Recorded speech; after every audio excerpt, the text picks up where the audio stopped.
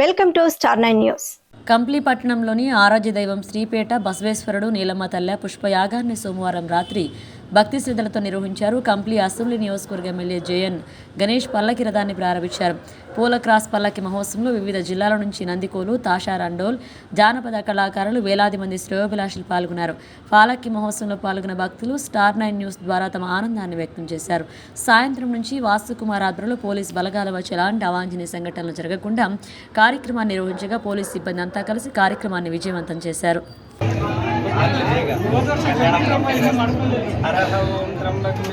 Video ಮಾಡ್ತೀನಿ ಅದನ್ನು.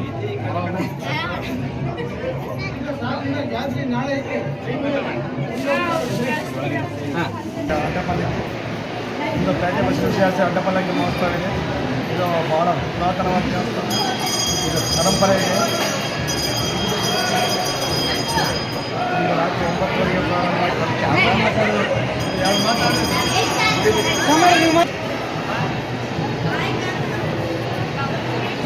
ಹೇಳಣ್ಣ ಹೇಳಿ. ಜಾತ್ರೆ ಅನಿಸಿಕೆ ಬದಕ್ಕೆ ಏನಾದರೂ ಹೇಳಿ. ಚೆನ್ನಾಗಿ ನಡೀತಿದೆ ಈ ಅಡ್ಡಪಲ್ಲಕ್ಕಿಯಲ್ಲಿ. ತುಂಬ ವಿಜೃಂಭಣೆಯಿಂದ ನಮ್ಮ ಅಡ್ಡಪಲ್ಲಕ್ಕಿ ನಡೀತಾ ಇದೆ. ಇಲ್ಲಿ ಎಲ್ಲಿಯೂ ನಡೆಯೋದಿಲ್ಲ, ಆ ಥರ ಇಲ್ಲಿ ನಡೀತಾ ಇದೆ. ವಿಜೃಂಭಣೆಯಿಂದ ಅಡ್ಡಪಲ್ಲಕ್ಕಿ ಇದೇ ಥರ ಮುಂದೆ ನಡ್ಕೊಂಡು ಹೋಗ್ತದೆ, ಇನ್ನೂ ವಿಜೃಂಭಣೆಯಿಂದ ಆಗುತ್ತೆ ಅಂತ ನಾನು ಬಯಸ್ತೀನಿ.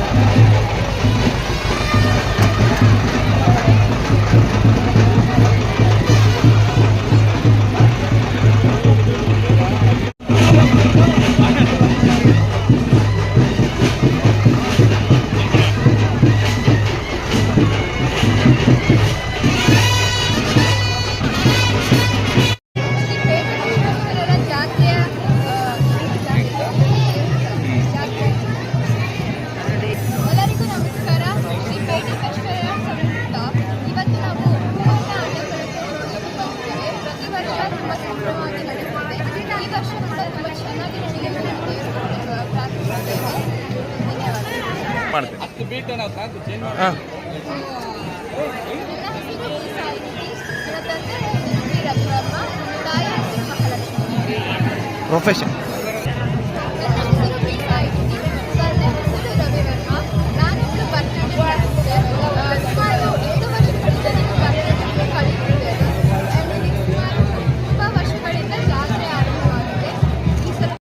ಪೇಟೆ ಬಸವೇಶ್ವರ ಸದ್ಭಕ್ತರಲ್ಲಿ ವಿನಂತಿ. ಮಹೋತ್ಸವವು ಪ್ರತಿ ವರ್ಷದಂತೆ ಈ ವರ್ಷವೂ ಸಹ ಅತ್ಯಂತ ಅದ್ಧೂರಿಯಾಗಿ ನಡೆಯಲಿದೆ. ಇದಕ್ಕೆಲ್ಲ ಸಾರ್ವಜನಿಕರು ಸಹಕರಿಸಬೇಕೆಂದು ವಿನಂತಿಸುತ್ತಾ ಪ್ರತಿ ವರ್ಷವೂ ಸಹ ವಿಶೇಷವಾಗಿ ಜಾತ್ರಾ ಮಹೋತ್ಸವವು ನಡೀತಾ ಇದೆ. ಒಂದೊಂದು ವರ್ಷ ಒಂದೊಂದು ಪ್ರತೀಕವಾಗಿದೆ. ಈ ಒಂದು ದೇವಸ್ಥಾನದ ಒಂದು ಅಭಿವೃದ್ಧಿ ಪ್ರತಿ ವರ್ಷವೂ ಅಭಿವೃದ್ಧಿ ಹೊಂದ್ತಾ ಇದೆ. ಅದರ ಹಾಗೆ ನಾಳೆ ನಡೆಯಲಿರುವ ಮಹಾಜಾತ್ರೆಯ ಉತ್ಸವವು ಸಮಯ 4 ಗಂಟೆಗೆ ಪ್ರಾರಂಭವಾಗಲಿದೆ. ದಯವಿಟ್ಟು ಸದ್ಭಕ್ತರೆಲ್ಲ ಸರಿಯಾದ ಸಮಯಕ್ಕೆ ಆಗಮಿಸಿ ಜಾತ್ರಾ ಮಹೋತ್ಸವದಲ್ಲಿ ಪಾಲ್ಗೊಂಡು ಅತ್ಯಂತ ಯಶಸ್ವಿಗೊಳಿಸಬೇಕೆಂದರೆ ಕಾರ್ಯಕಾರಿ ಮಂಡಳಿ ಪರವಾಗಿ ಕೇಳ್ಕೊಳ್ತಾ ಇದ್ದೀನಿ. ಎಷ್ಟು ವರ್ಷದಿಂದ ಈ ಒಂದು ಸಂಭ್ರಮ ನಡೀತಾ ಇದೆ? ಸುಮಾರು ನನಗೆ ಈಗ 50 ವರ್ಷ. ಅದಕ್ಕಿಂತ ಪೂರ್ವದಿಂದ ನಡೀತಾ ಇದೆ. ಅತ್ಯಂತ ಅದ್ದೂರಿಯಾಗಿ ನಡೀತಾ ಇದೆ. ನನ್ನ ನೆನಪಿನಲ್ಲಿ ಪ್ರತಿ ವರ್ಷವೂ ಅಭಿವೃದ್ಧಿ ಹೊಂದ್ತಾ ಬಂದಿದೆ. ಮಾನ್ಯ ಡಿ ವೀರಪ್ಪನವರ ಅಧ್ಯಕ್ಷತೆಯಾಗಿ ಸುಮಾರು 30 ವರ್ಷಗಳ ಕಾಲ ಆಯಿತು. ಅವರ ಒಂದು ನೇತೃತ್ವದಲ್ಲಿ, ಮಾನ್ಯ ಅಧ್ಯಕ್ಷರ ನೇತೃತ್ವದಲ್ಲಿ ಅತ್ಯಂತ ವಿಜೃಂಭಣೆಯಿಂದ ನಡೀತಾ ಇದೆ. ಹಾಗೆ ಅಲ್ಲದೆ ಈ ಒಂದು ದೇವಸ್ಥಾನದ ಒಂದು ಪ್ರತೀಕ ಏನಂದರೆ ಪ್ರತಿ ವರ್ಷ ಶ್ರೀ ನೀಲಮ್ಮ ತಾಯಿ ಮತ್ತು ಬಸವೇಶ್ವರರ ಒಂದು ವಿವಾಹ ಮಹೋತ್ಸವ ನಡೀತಾ ಇರ್ತದೆ. ಆ ಮಹೋತ್ಸವದಲ್ಲಿ ಈ ಒಂದು ವಿವಾಹ ಮಹೋತ್ಸವದಲ್ಲಿ ಭಾಗಿಯಾದಂಥ ಸದ್ಭಕ್ತರು ತಮ್ಮ ಮಕ್ಕಳ ಮದುವೆಗಳನ್ನು ಆ ಒಂದು ವರ್ಷದಲ್ಲಿ ಮಾಡ್ಕೊಳ್ತ ಒಂದು ಸಾಂಕೇತಿಕವಾದ ಒಂದು ಪರಂಪರೆ ನಡೆದು ಬಂದಿದೆ ಇಲ್ಲಿ. ಕಂಕಣ ಒಂದು ಆಗುತ್ತೆ ಅನ್ನೋ ಒಂದು ಮನೋ ಅಭಿಲಾಷೆ ಮತ್ತು ಅತ್ಯಂತ ನಂಬಿಕೆ ಇದೆ. ಆ ನಂಬಿಕೆ ನಿಜವಾಗ್ಲೂ ಫಲಕಾರಿಯಾಗಿದೆ ಈ ಒಂದು ದೇವಸ್ಥಾನದ ಒಂದು ಇದರಿಂದ.